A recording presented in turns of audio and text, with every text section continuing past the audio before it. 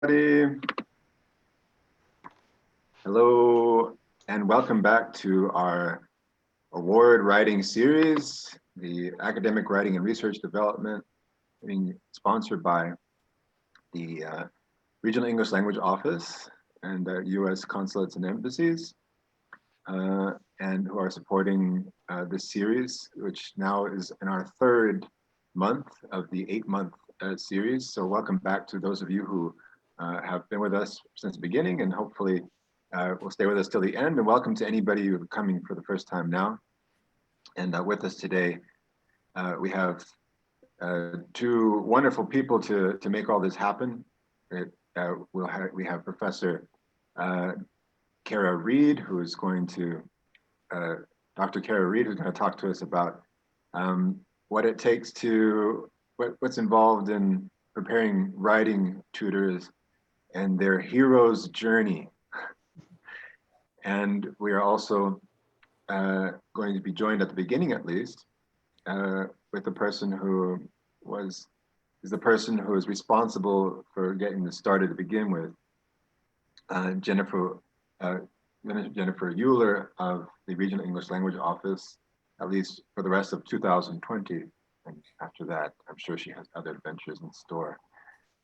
Before I turn the mic over to her, though, I'd like to say also thank you and to the Superintendencia de Tecnologia Ensino Superior, which is SETI, of the state of Paraná, who are organizing a very important part of this initiative, which is eventually the installment here in the state of Paraná, Brazil, of a network of 7 new writing centers that will be installed in their universities, and therefore a local community of practice. And in the end, that's what this whole thing is about, is these public webinars that we're doing, is talking about not just the local initiative, but also connecting it with the practices involved the world over. And to that end, Dr. Kara Reed's thoughts and input and insights are going to be very valuable. So let me turn it over to Jennifer Euler now, and who's going to talk a little bit about this whole initiative from the point of view of the RELO office. Sure. Thanks, Ron, and good evening, everybody. It's a pleasure to spend yet another Friday evening with you talking about academic writing and writing centers. This is such an important topic here in Brazil and also for the U.S. Embassy and Consulates. It's our pleasure to be partnering with the Federal University in Paraná and working with a professional like Ron Martinez, but also working with SETI and the state universities to really begin to conceptualize and build awareness about academic writing, publishing, writing centers, and how they fit together in a way that can further internationalization goals, education mobility, and bringing students from other places in the world to be here in Brazil and to benefit from all of the great opportunities that there are at universities and beyond. And so I would say personally, I'm really excited about this particular webinar with Kara Reed, our English language specialist, who's been selected today to talk to us a little bit about the people who make a writing center happen. And it's been fascinating to talk with her and with Ron about some of the names for those people. Are they tutors? Are they mentors? Are they consultants? Are they teachers? Are they facilitators? Are they coaches? And so I'm really, really excited about this journey. And I know it will offer a lot of insights to our community about how we make this work. It's with people, right? Everything that we do has people in the center. And so it's my pleasure to be here this evening to be supporting this project that is really not even halfway through. So this is our third webinar. They're all recorded on the Facebook page. You can go back and watch them again and again, or binge watch over the holidays. And there'll be a number coming in 2021. And I'll be here for all of them, avidly watching and learning alongside you. And beyond that, I would say I would like to open an invitation to everybody who's listening to become part of our community with the Regional English Language Office at the U.S. Embassy and Consulates here in Brazil. We're a very specific kind of office that works with English teaching and learning, language education, all kinds of aspects of learning. If you would like to be connected to us, we have a lot of resources, some for writing, also for other skills, internationalization, EMI, to work with specialists like Kara and like Ron And all you need to do is to get in touch. You can find information about us on our Facebook page, on our website, or by writing us at Relo Brazil with a Z at state.gov. And we'd love to know you and be in touch. But for now, I will cede the floor to Ron and Kara so that we can learn more about writing centers and continue to build our awareness on this important topic. So thanks, Ron, for having me. And Kara, I can't wait to learn more about what you have to say and this hero's journey. Thank you very much, Jennifer. I can't thank you enough again for getting this all started, really.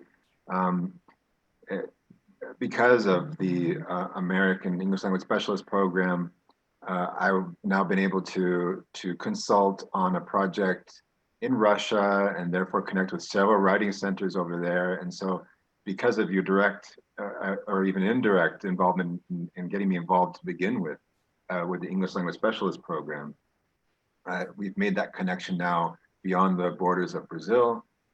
And because of this series, this webinar series, I created the Writing Centers of Brazil Facebook group, which then put me in touch with other people, one of whom was Dr. Abigail Villagran from the University UPAEP in Puebla, Mexico, who gave a webinar last week.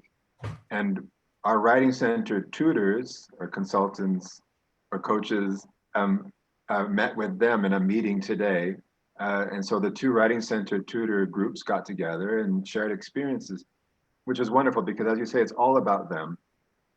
They are what really makes it happen. And it all happened really because of your incentives. So thank you very much. My thanks to you, Jennifer, and to the Relo office. And now it is my great pleasure to introduce Dr. Kara Reed, who's coming to us from Arizona. Where exactly in Arizona are you now? I am in Tucson, Arizona. So that's about 100 miles from the border with Mexico. And so I've only actually been able to stop in Arizona. I haven't actually had a chance to explore. Hopefully one day after, in post-pandemic times, we'll have a chance to talk in person, but we're really lucky to have this opportunity to have you here now on this virtual platform and your unique insights that you bring. And so I think everybody's tired of hearing me now. I'd like to turn it over to you, Dr. Kara Reed. Thank you. Great, thank you, Ron. And I will need to figure out how to share my screen. Oh, there we go.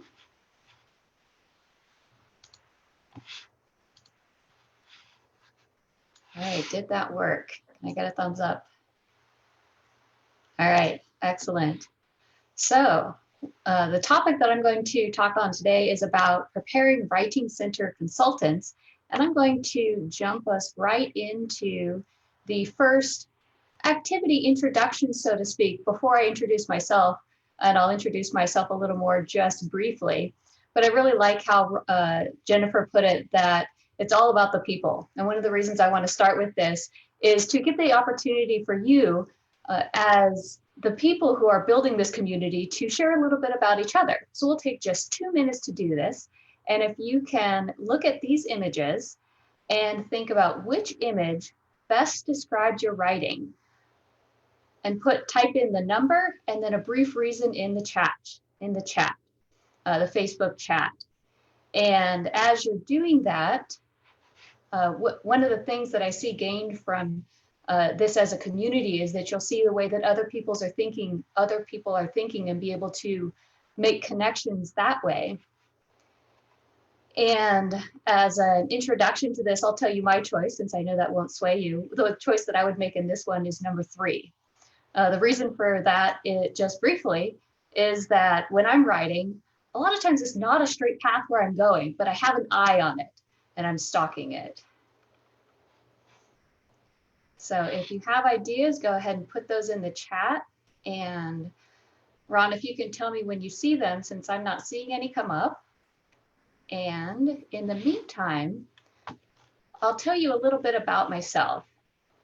So where the direction that I'm coming at this topic of preparing writing center tutors is from a background in teaching, where I taught math and English, math in the US, and then I went to China for 3 years.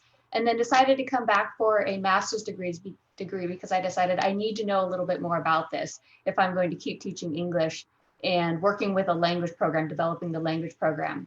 I went into a PhD, and my dissertation focus was on peer review and feedback.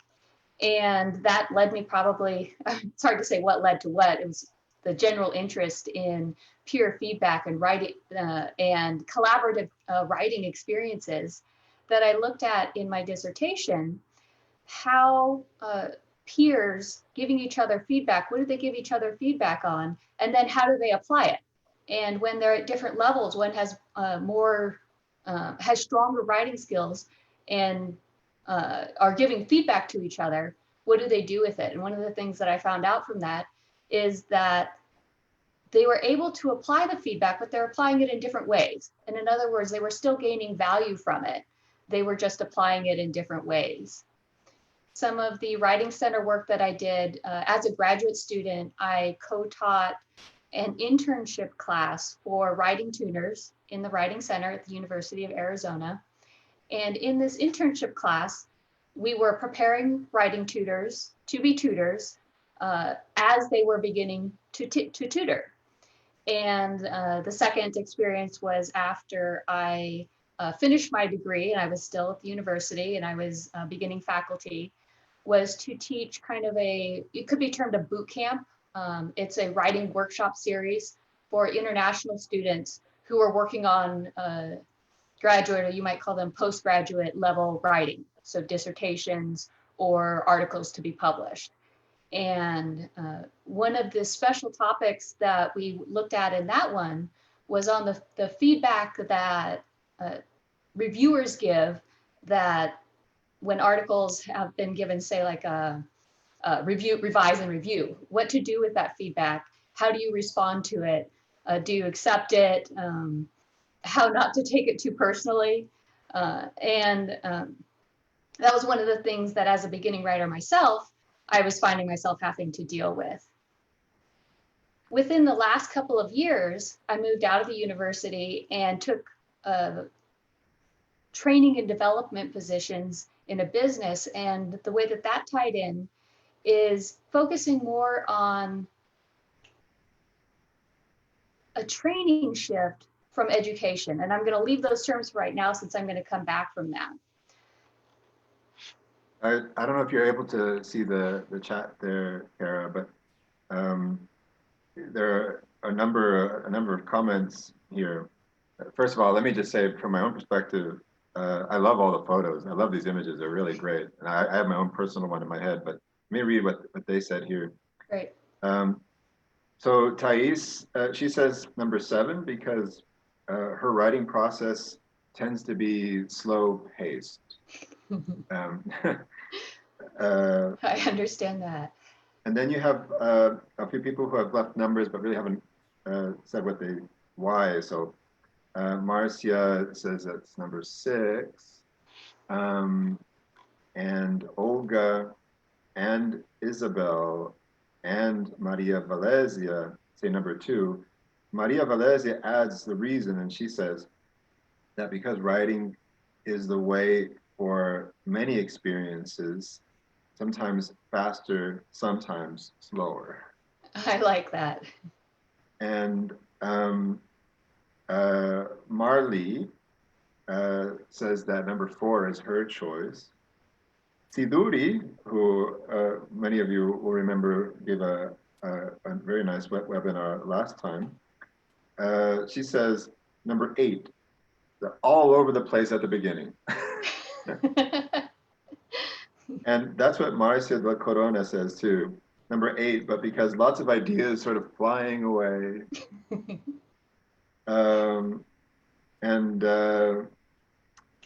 Number Lola, Natalia, I should say that Sulani also says number 8, because many possibilities are open. I like that too. Lola says, Natalia says that because number 4, because my writing process is all about putting together something impressive for myself. And Priscilla, she concurs with that, number 4. So that's pretty much what we have right now. That's great. I like that. I can see how some people are pointing to the feeling of it. Some people are pointing to kind of that process. They're all over the place. The ideas are all over the place. And some are pointing more toward the result, like the end, that it is going to turn out into something impressive. And I think that that's a worthwhile thing to look at in working with writers, that both people are going to look at it in different ways, and they're going to probably look at it in different ways when they are at different points in the process. So I already told you a little bit about myself. I told you a bit about the Writing Center work that I did, and then kind of my shift toward a training and development focus that was working with businesses. And I'm going to come back to those terms, the training and development and education and learning, since those are terms that themselves are embedded with a lot of feeling, and even their usage is different. But before we do that, you can take a look at the goals. I'm not going to repeat them precisely, but just as an overview, what I want to do today is to be able to look at preparing writing consultants from the perspective of what are they experiencing, what do they come in with, what do they need, and then what choices do we have in preparing them for that. So the second type of interaction that we're going to have throughout the session today, and we're going to have about 3 of these. So if you're willing to go to this website, I suggest either pulling up a phone or opening another tab. This is a way that I see to help you connect what you are already thinking with the way that I'm looking at this, and with what I'm going to look at, what the research is already showing is available. And I intend for that to help look at what is already known and where are you at right now. So what are reasons that students use writing centers? Why are they going to come into the writing center? And this can be just from your experience. These are no right answers. Slido.com, it should pull up that hash mark, and then you enter H168. If there's any problem with that, you're welcome to just enter it in the Facebook chat as well.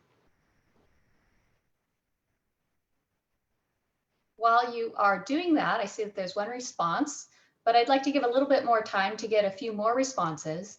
So while you're doing that, I want to tell you a little bit about my first experience going to a writing center as a master's degree student.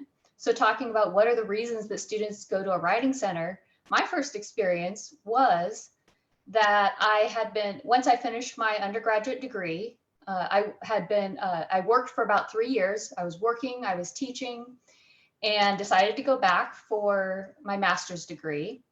And I entered an English language linguistics program, and I was going to be teaching English composition, so English writing.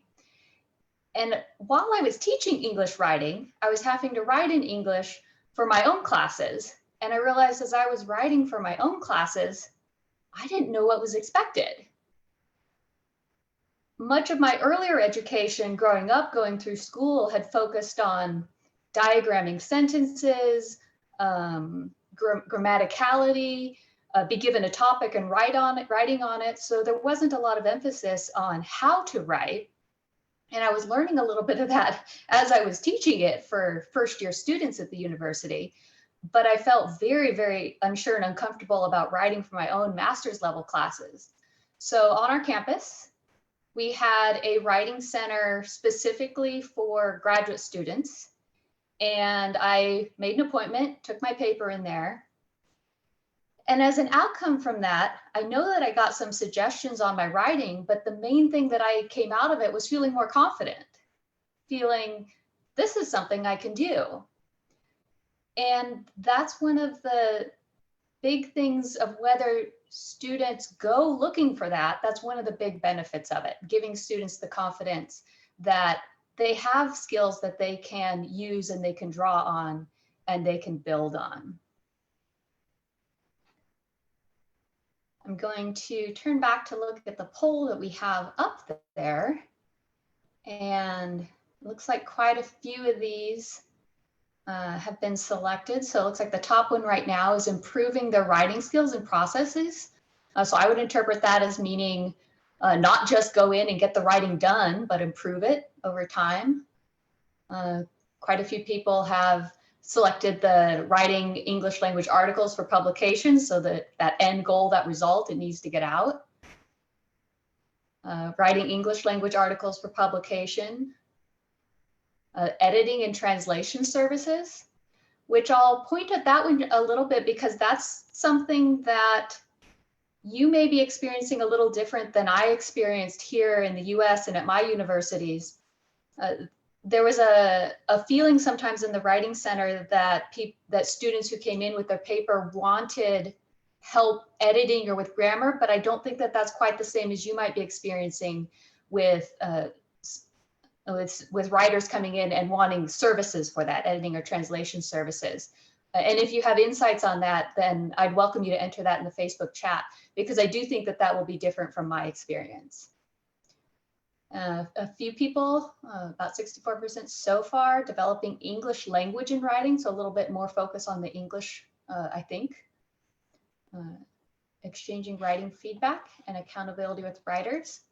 You are welcome to go ahead and keep entering if you have them. And in the meantime, I'm going to move on to typical writing services, or writing services that you may have already heard this from Dr. Talyn Phillips when she spoke earlier in this series, in the first series. She did a study in 2013 looking at what writing services were successful at a university in the US and across universities in the US that would address some of those things that you pointed out in the poll. So say, for example, the need were for publishing and specifically specific types of articles, then one type of service might be more appropriate than another. And so what she was finding for multilingual graduate students, that these type of services were most successful. So dissertation boot camps or tutoring, that was what I taught when I went, after I finished my degree and I worked with a group of international students. Graduate writing groups, that's the kind of thing that if writers were wanting support with their writing and feedback from other writers, and then more discipline specific dissertation workshops, then there might be a service of workshops for that discipline, tutoring for that discipline, and tutors with specific knowledge in that discipline. The alternative might be more general type of tutoring if they're working on more general writing skills. The main emphasis that I see from this is that each context and what the students need is probably going to prompt different services. Because different services would be offered, the writing consultants who are helping are going to be taking different roles. So I give an example of tutoring here, that tutoring is probably one of the most common services that are offered. A writer comes in and they need help with their writing. And so the writing consultant has a session where they tutor them and help them improve their writing.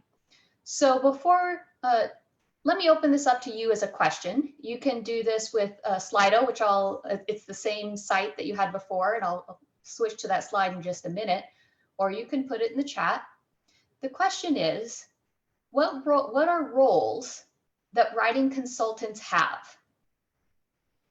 When I'm referring to roles, I'm thinking of tutoring roles. So they might have the role of a tutor, or they might have more of a role of a teacher. What are some of those roles? Go to the Slido so that you have the information again to pull that up. And if you enter it on here, then it'll come up in a cloud and show all the different words that you have entered, and we can see how they compare to each other. If you enter it in the chat, then Ron, you might have to help me see those since I don't see them. Sure, no problem. All right, while you are thinking, what are other roles that writing consultants have? Tutoring, teaching, and I see empathy providers, that's a good one. Advice, giving advice, develop expertise. Some of the other roles that come alongside teaching might be things like facilitating. So less of a delivery role, but acting more like a catalyst where the participants are assuming more responsibility for their learning, and the facilitator is kind of prompting them. I see coaching. Coaching is a really good one that comes alongside tutoring, but it is a little bit different.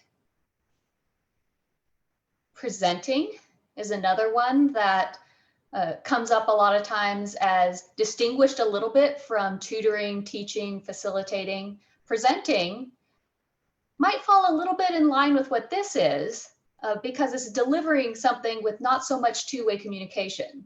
I really like that we have this opportunity and that you're giving some input because it is more than one-way communication.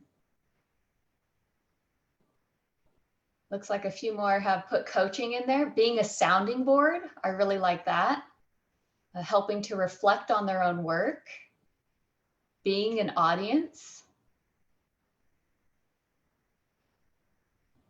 Being a counselor. That's another important one that when people come in, and sometimes they have to be handled with a little care. I see empathy up there also. Having that understanding even when you haven't experienced it yourself. I'm going to, working together. That's really good. A questioner. I'm going to point out that one in the respect of that's when as we move on to developing skills, since questioning is such a big part of what any kind of, and almost any role across the spectrum that a writing consultant takes, then they will probably be having to use good questions.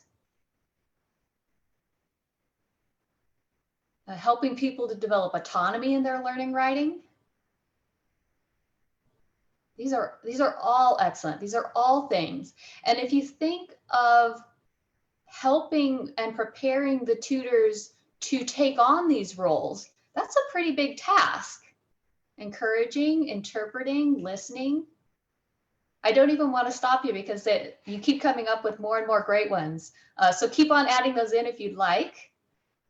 For sake of time, I'm going to move on and see if there were any more that I wanted to point out that weren't up there. You've actually got a lot of them, and a lot of them might fall into these bigger categories. So coaching, some other ones, consulting, counseling was mentioned, mentoring. I don't remember if mentoring was mentioned, but mentoring might be that role of, I've already been there. Let me come alongside you and help you along where I've been, or not necessarily doing exactly what I've done, but come alongside you. Editing, translating, there might be certain elements of that. Editing is one that there's a wide range of roles and even definitions of what it is. Some of the things that I've done in editing have had a range all the way from conceptual, where the ideas are just being formulated, to looking at the content, to looking line by line to see for clarity and say conciseness, to that last step, which is perhaps proofreading, where it's all formatted and everything is ready to be sent out, but it needs that one last go over.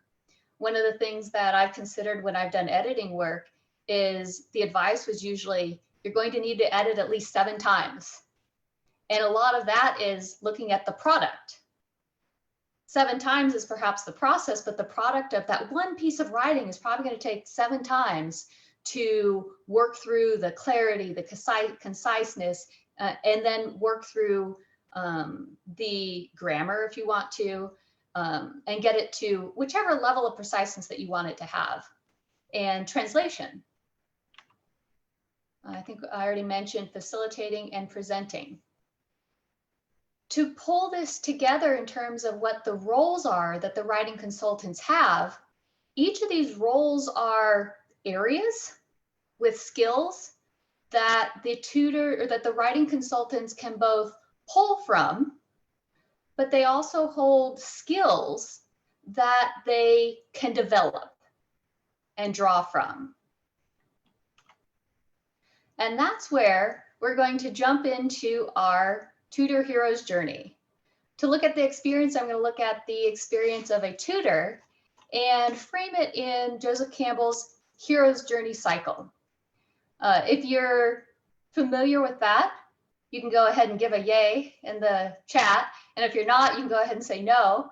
But we'll look at it in one of its most simplified forms in these 3 acts. The first act being the call to adventure, where the tutor is just coming on board and has taken up the adventure and maybe has a mentor and some preparation as the tutor's heading in, or the writing. We're going to look at a tutor. I'm going to back up just a moment to say we're going to look at a tutor because writing consultants can take so many roles that to look at one experience, we're going to hone in just on one tutor's journey.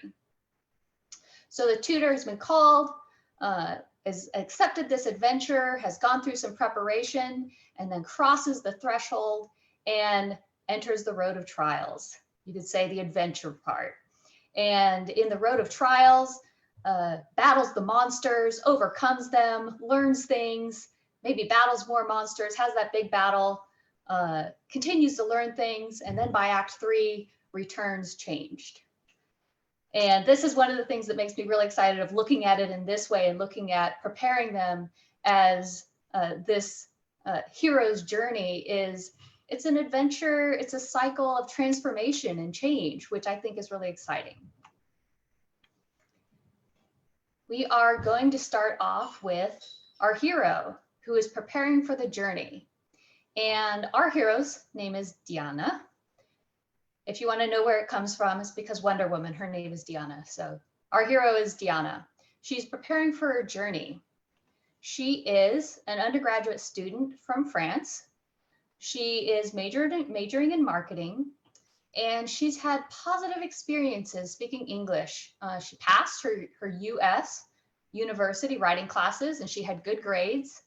At first, she struggled to understand what was expected in class essays, and at first, but she was so successful in figuring them out that her instructor recommended that she find some way to share how she figured this out and got so good at it. And her instructor's recommendation was, what about being a tutor? So she looked at the university's writing center and applied to be a writing consultant. So some of the knowledge and expertise that she brought in was having taken courses in writing at the university, and these were genre-based courses, and some expertise in her own field of marketing.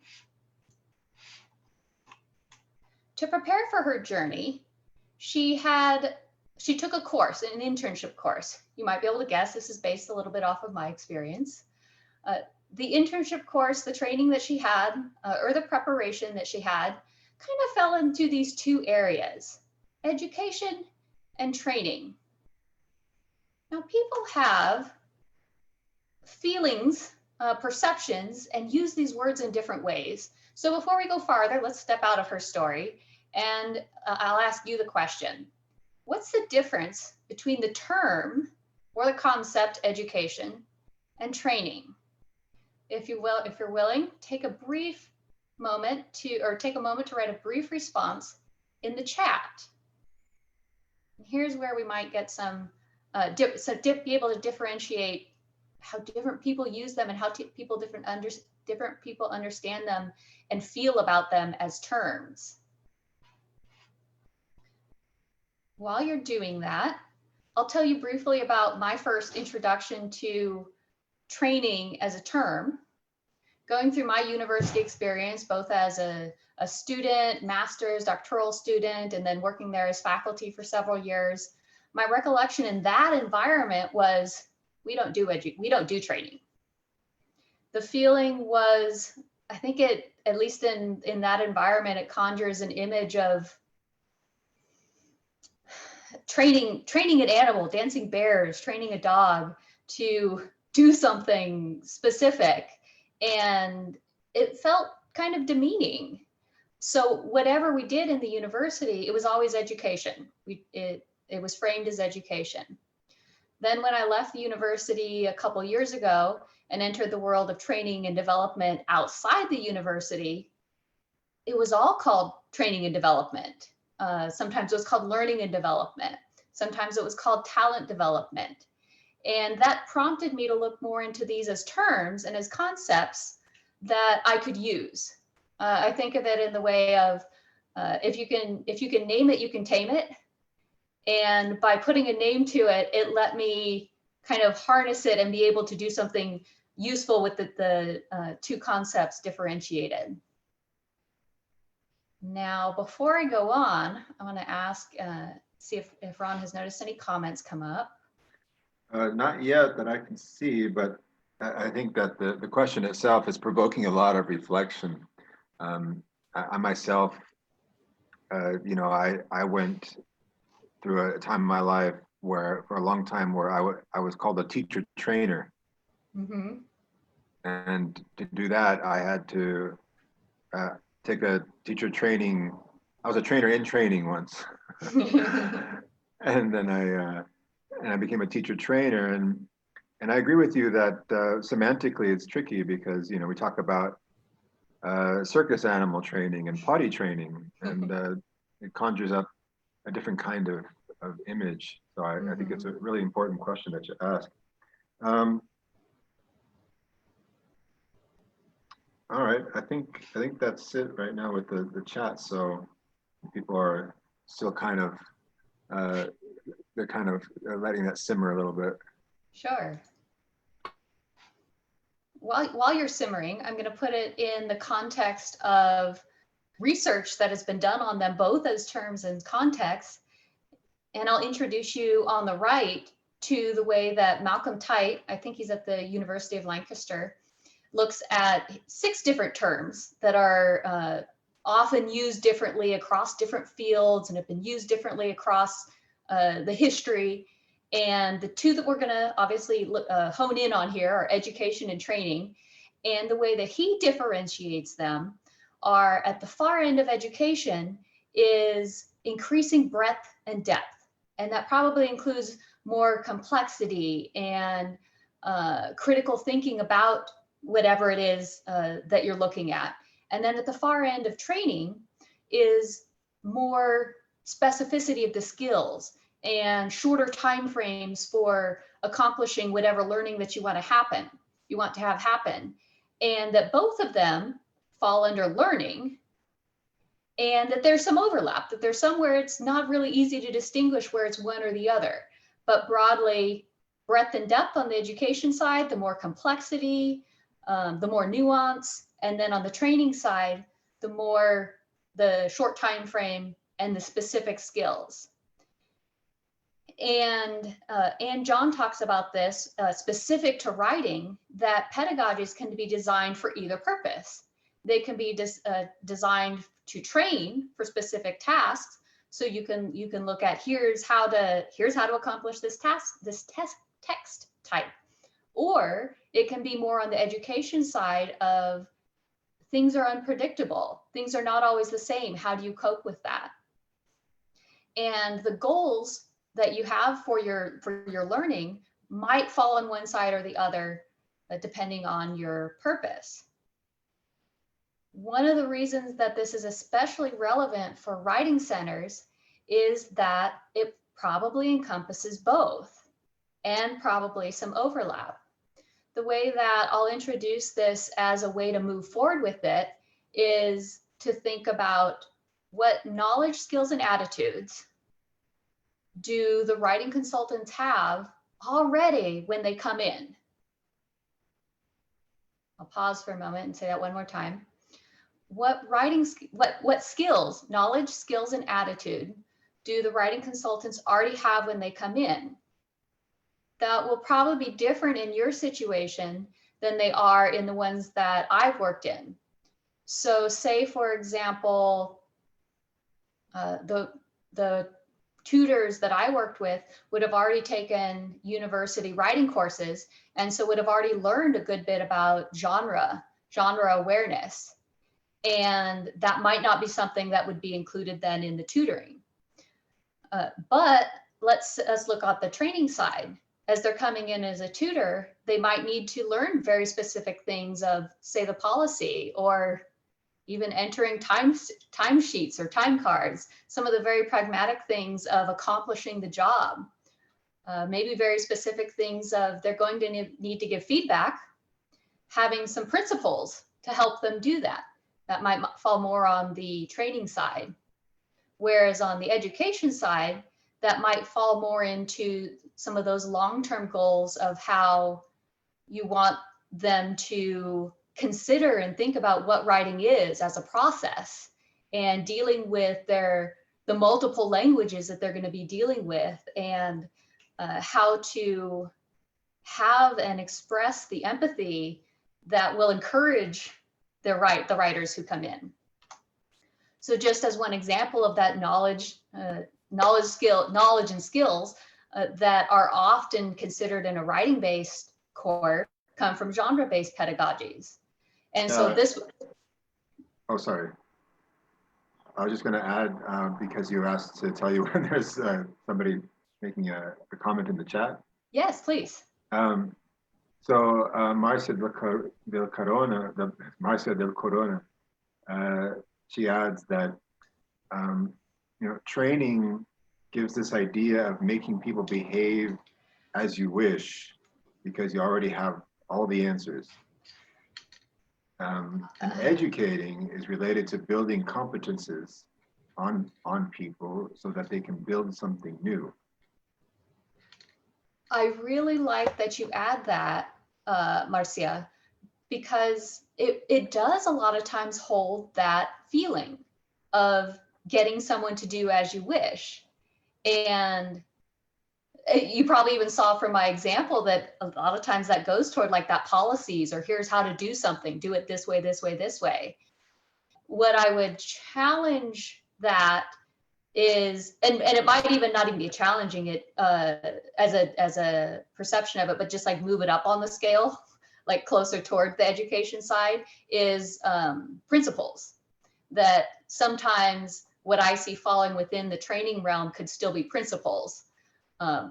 But regardless, the feeling with the term, I think that you have really nailed a perception.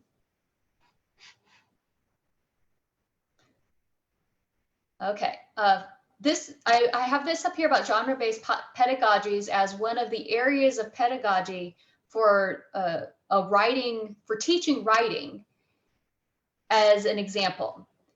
For our story right here, the tutor had already studied a lot of this in her writing courses, and it could have been incorporated into the tutoring internship course.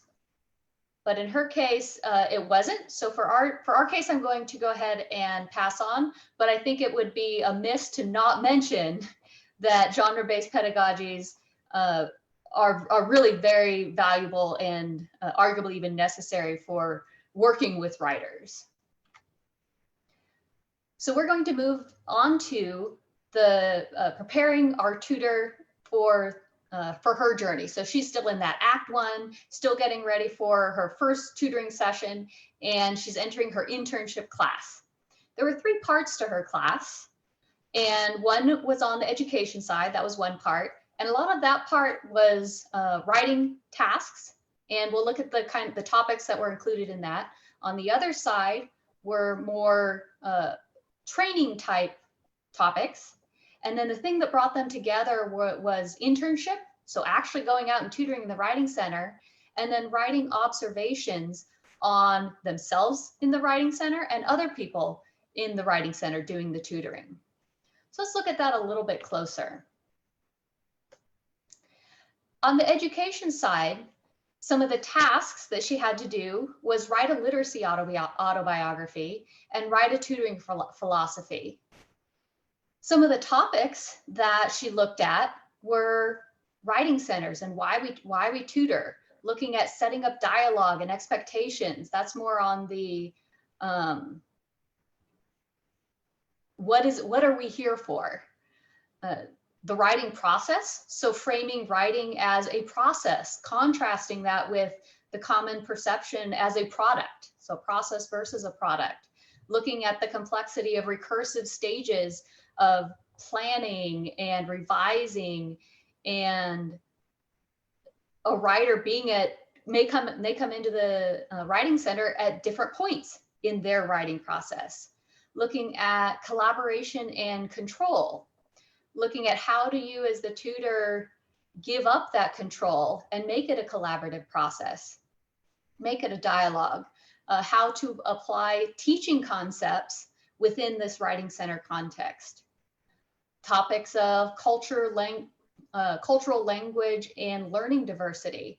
So we would look at things having to do with world Englishes, looking at disability and accessibility, and suggestions for how to help learners from a variety of backgrounds.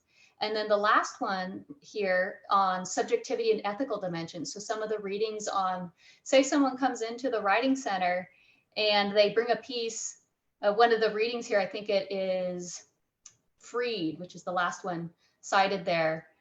If somebody comes into the writing center and they're writing on a topic that you feel morally or ethically opposed to, one of the examples I think was if the student wrote on why the advantages of going to war, and the tutor or the writing consultant is strongly a pacifist, but you have to help them make their argument, and you have to help them make their argument stronger. How do you handle that? Some of the other subjectivity dimensions are confidentiality and privacy. They're bringing you things that are both very personal and private, and where are some of those ethical lines? On the training side of it, some of the topics had to do with those nuts and bolts, preparing for the tutoring session. The tutor is going to have to go in there and have a way to approach the half-hour session or the hour session. I think we had half-hour sessions. So how do you start it? How do you set an agenda? How do you set expectations? And open the session and get set the tone, and find out what they need without using up too much of that half hour. What if scenarios for some of those challenging ones. Some of the challenging ones that would often come up is a writer comes in and really strongly wants to have you edit their paper, and then do those either in role play or discussions to work through what are you going to do about these, and then to practice. So actually work through some of those methods for questioning, for reading, for giving feedback. A couple more on there are building a consultant's toolkit. So having those strategies that you might build up over your time tutoring so that you have approaches, and then practicing. In the internship, they're obviously in the session tutoring, and then observing. So taking that time to reflect and improve and consider what works and what doesn't work. So let's consider, we're back at Diana. She has had her training, she's gone through the course, and she is ready to cross the threshold and enter her first tutoring sessions. In the background, there's ongoing learning that's facilitated, so that consultant's toolkit is going to be one of the things that she can draw from and add to.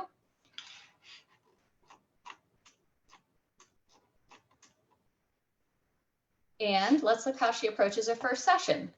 So she plans that she's going to discuss and set the agenda from the start.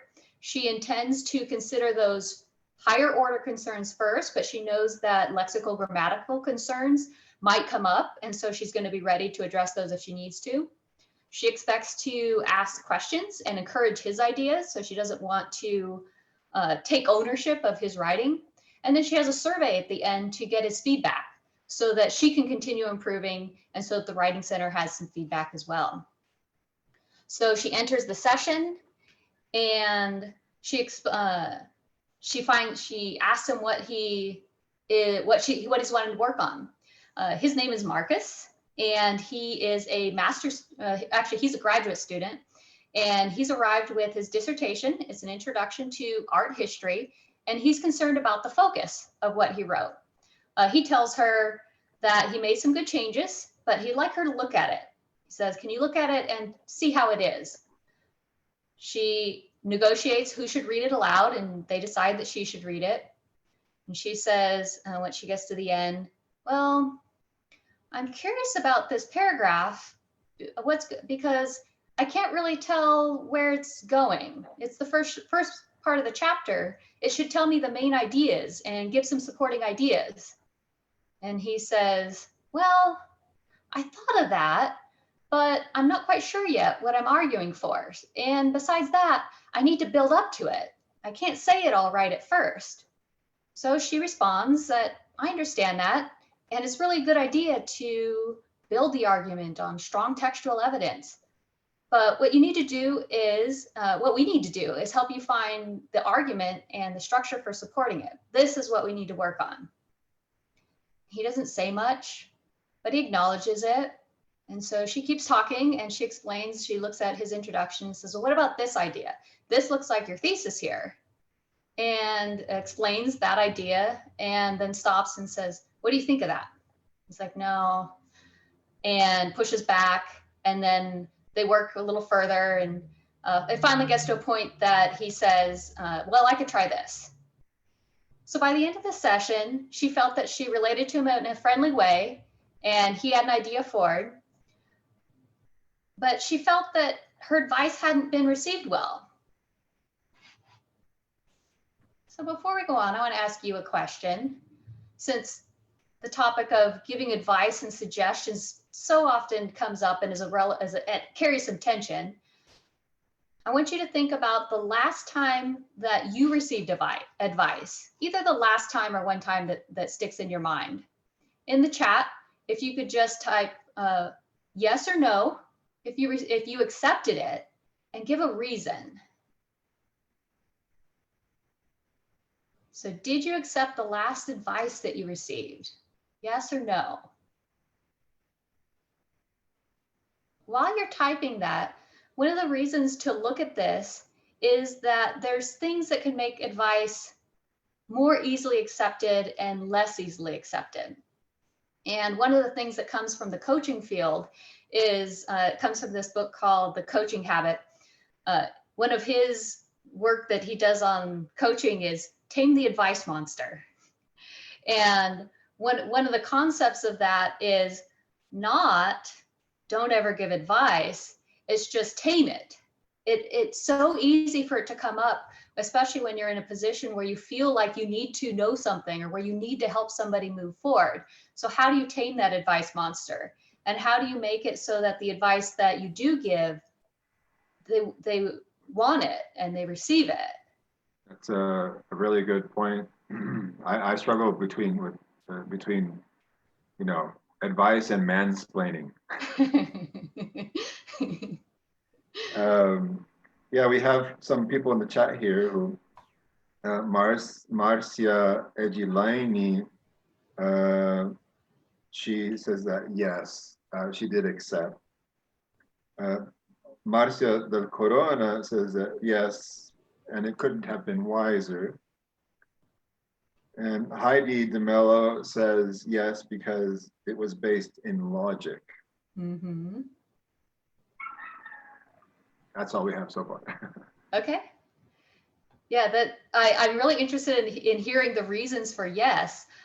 Some of the work that's been done on advice has shown that some of the reasons that people take advice is that they have confidence in the person that's giving it, that the person who's giving it has credibility, that the person who's receiving it has confidence in the solution.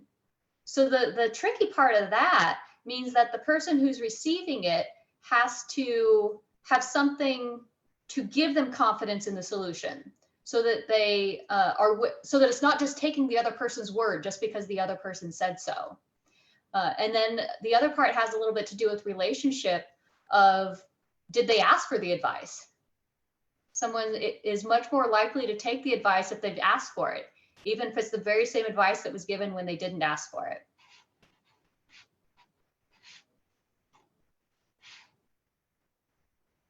So moving back to our story, she's still on her hero's journey. Oh yeah, do we have more? Yeah, just one more that's worthwhile, I think, is Priscila Borges Ferreira Pires. She says that she just took on a piece of advice that she got today, and she says that it was a piece of advice based on experience and expertise, and that she trusts and admires the person who gave her the advice. Yeah, so for a tutor to move from that role of being the peer who maybe doesn't have the expertise, they have a tension of helping the writer find their own way, or else they do bring perhaps the expertise, but it is a tension. So continuing on our journey, thinking of some of the tools that the tutor is building along the way, putting in their toolkit, things that they can pull out when they need it. One thing that came up in Diana's tutoring sessions was a topic of words. A word that came up in one of her tutoring sessions that the writer wanted to use the word impactful, and she felt, well, that doesn't really seem like a word. So she had listened to this TED Talk by Anne Kursan, and Anne Kursan brought up that you can look up on Google Books Ngrams and see how common the word is. And impactful just happens to be one of the words that didn't used to be very common, and it now is actually very accepted and very used. So both as a tool, being able to look up and see how words have changed and see if it's actually a pretty accepted word, that's one source. But also what she learned from this is that words change over time, and you don't have to be an expert in it, because it's based on usage, and the way that it's used now might be different than it was before.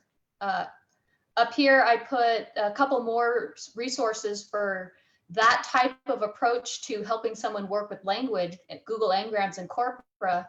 Anne Kursan talks about the language change, and Robert Poole and Eric Friginal both have books on Corpora specifically for working with writing and language.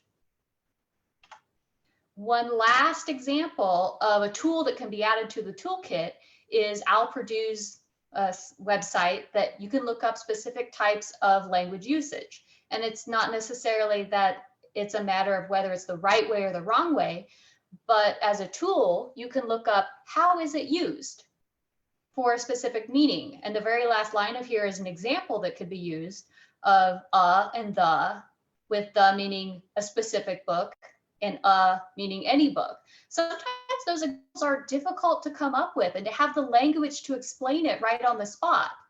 But being able to identify, oh, we're looking at articles, let's look up how to find a way to get the clarity for the meaning. Then the writer can also use it as a resource, and both have grown from that example. The last bit of our story, Diana has gone through her time in the Writing Center. She has built her resources, and she is returning to the real world. I'm not sure that the real world is the best term here, but we'll go ahead and call it that. She's graduated. She's going to be ready to get a job. The last question for you today, before we get to an open time of questions and comments, back at Slido, what do writing consultants gain from their experiences? So once they go through all the time tutoring or whatever other roles they have, what do they gain? What do they come out on the other side? Changed, transformed?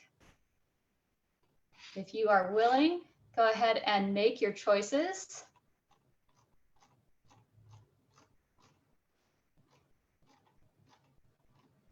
So one of the ways that I saw this playing out relatively recently is when I worked on a pilot project between the Writing Center and graduate student instructors in the writing program. And the challenge, the situation that we were looking to address is that there was an opportunity. Let me put this another way. In the writing program, a lot of our instructors would send students or advise students to go to the Writing Center. And in the Writing Center, they were seeing that sometimes students came in and it was not always clear to them what they needed to do on the assignment. So in the collaborative project, I worked with the administrator in the Writing Center, tutors in the Writing Center, and then graduate students in the writing program. And our instructors sent assignments to tutors in the Writing Center to get feedback on their assignments. And through this process, the tutors were able to give new instructors feedback on how their assignments were written. So thinking of it as a genre of writing assignments, how clear they were, how clear they would be to students, since they were seeing how students were decoding them when they came into the Writing Center. And some of the skills that I saw tutors using in their interactions with the teacher were really quite impressive. Things from giving diplomatic critiques to suggestions and using qualifying language rather than coming right out and saying, do this, giving praise about specific things like, I see that you've done this, you blocked out this bit of information, and it's quick and easy and clear when you do that. Those kind of feedback strategies were really quite developed. And it was really very helpful for the instructors as well to be able to get that feedback. I'm looking over at what you're seeing or what you're expecting.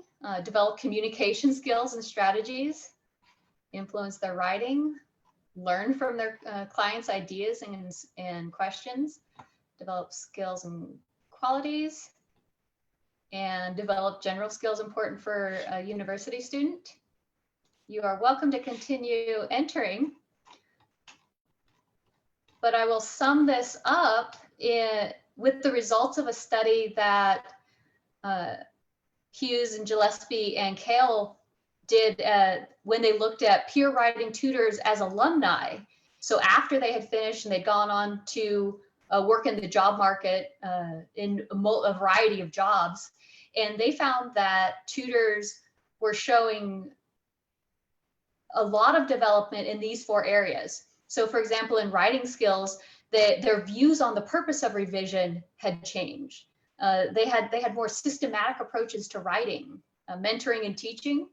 Some of the things that they learned were setting realistic goals, and that they were concerned that the writers that they worked with and people that they worked with learned how to do something. Interpersonal skills, they developed empathizing, listening, asking good questions, thinking and problem solving. They learned skills of breaking things down into actionable steps and talking with somebody about those steps, and having the confidence to think creatively on their feet. And you can also imagine the changes that the writers had when they come out the other side, that they were more encouraged in their own independence and their own confidence. So the transformation that came from this whole cycle, both on the writer side and on the tutor side. And this is where we're going to wrap up. This is largely a summary of that hero's journey, the steps that the writing consultant goes through on the one side, and then on the other side, the questions that someone preparing might consider. So when the writing consultant is starting out, they get that call, they're going to need training. The questions might be, well, what knowledge, skills, and attitudes are they coming in with? Do they already have? And then what training, what do they need to know in the short term and the long term? then once they're on their journey and they're already in their turning, in their tutoring or their whatever different role they may have as a writing consultant, how will they get feedback so they know what works, such as surveys from the people that they work with, or somebody else who sits in with them, a mentor? What will help them add to their toolkit and ongoing development so they have more to develop? And then once they come out the other side, what were the goals of the Writing Center? And is the Writing Center reaching those goals? How will you know? And that's where I'll end off. You can probably tell that I very much value the reflection and feedback portion of learning in general. So I'll put this up here. If you want to pull it up in a Google Forms survey, you can use the link there. On the survey, if you want to put your email address in there, then it will automatically send it back to you, and then you'll have it for your record.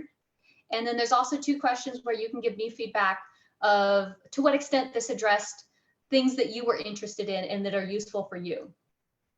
The 4 questions here are for you. So if you want to just respond to these questions on your own, you are welcome to do that. And I will leave this one up rather than flipping to the next slide for questions and comments. So if you have questions or comments, go ahead and enter those on the Facebook chat.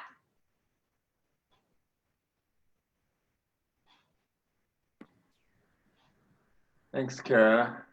Okay, I guess we can leave this slide up here for a while, and while people are putting things in the chat, I just want to say that, you know, so many aspects of what you talked about are things that we go through with at this Writing Center every year, every month, every day, I would say, and you've provoked a lot of interesting reflection on my part as well that I hope to take in to the next phases that we hope to develop in 2021. Really, really interesting stuff.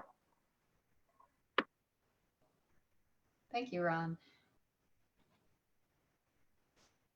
What I was finding as I had done work in both creating courses and curriculum and then working with the Writing Center, is I had some of the work that I've done since then, working in training and development, has put names and kind of identified some concepts to things that I'd already worked with. But I really do like that concept of if you can name it, you can tame it. Because once you can name it, it's like a way to point at it. I love that. That's something that stuck out for me as well that you said. I had heard that before. I don't remember where I'd heard that, but you can name it, you can tame it. It's true. It's so true.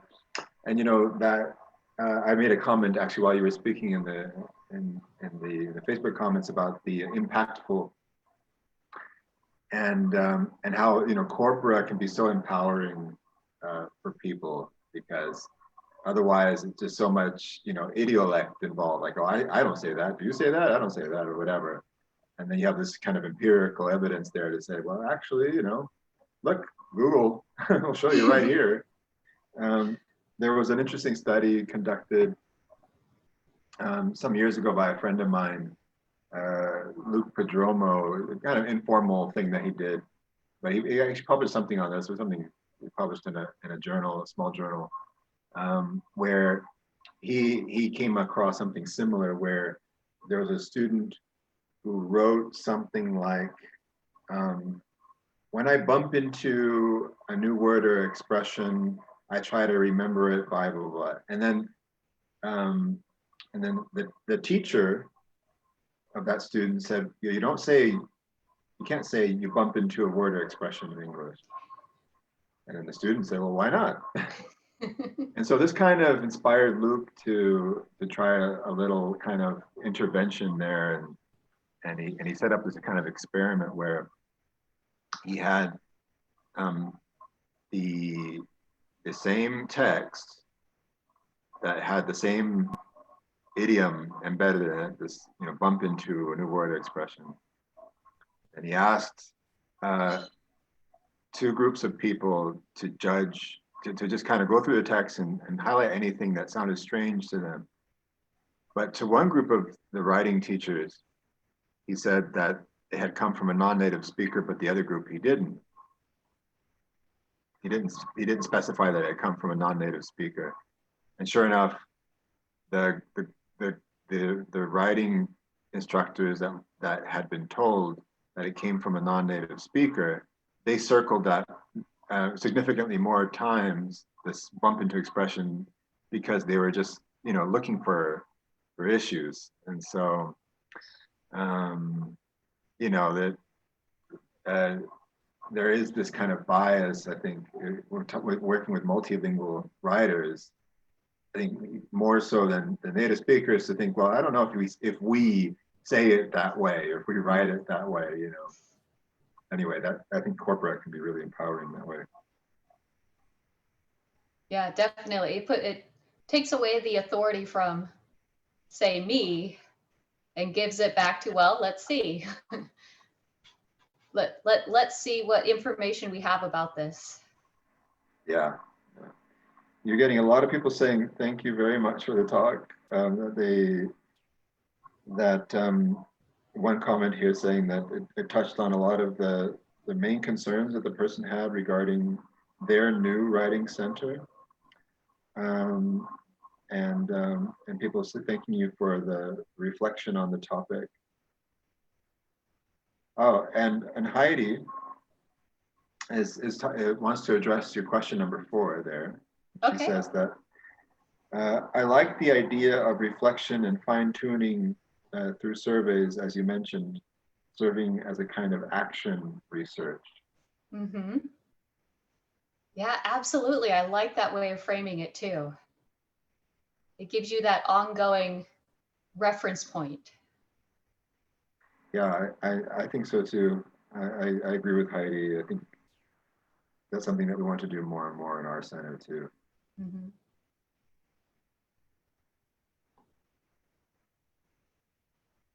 Yep. And so I think that's pretty much all the comments that we have right now. And you have a lot of food for thought there.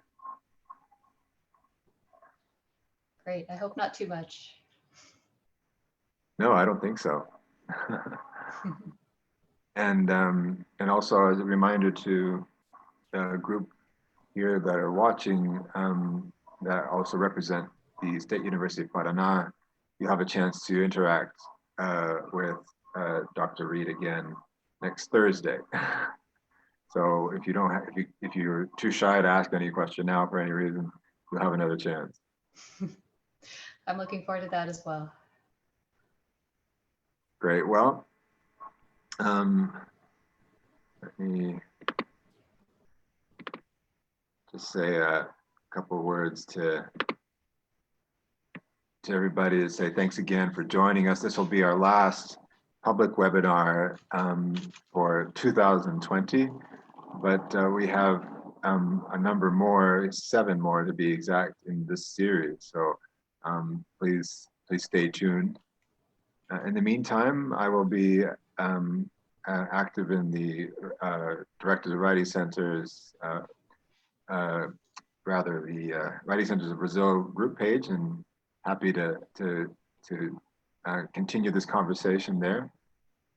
And if I don't see you around there, then I wish you all a very safe and happy and joyous festive season, and looking forward to a good and maybe one day even maskless 2021. And finally, thank you, Kara, for your wonderful talk today. And I hope that you also have a really good season, even though I'll be seeing you Thursday and I'll be able to wish you happy holidays again then. Thanks for taking this time to be with us today. Thank you. I'm really excited to be part of all the work that you all are doing. Fantastic. Great. All right then. Well, I guess that's it. And I will see you all around the Facebook hood. All the best, everybody.